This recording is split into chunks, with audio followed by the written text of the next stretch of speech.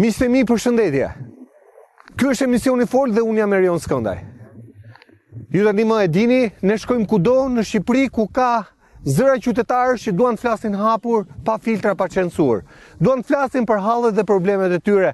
Ato probleme që i shqetësojnë çdo ditë e më shumë dhe që po i detyrojnë shqiptarët të largohen nga Shqipëria.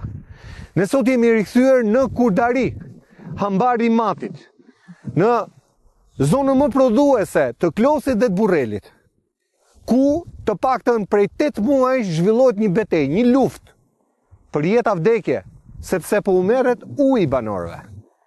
Banorët kanë larguar kompaninë që po ndërton hecin në këtë zonë, kompaninë Doma, sepse sipas tyre uji, rrëkeja, proji i lusës që është i vetmi burim jete për ta, po merret dhe po futet në tub. Dhe nga ky moment, thon banorët, nëse futet në tub, mbaron jeta në një zonë kaq të bukur ku do duhet kishte vetëm bujtina. Shkoj sa bukur. Perl. Si në Zvicër. Çka ka Zvicra më shumë? Ka thënë kryeministri në daljet e tij. Dhe është e vërtet që çfarë ka Zvicra më shumë? Nuk ka asgjë më shumë.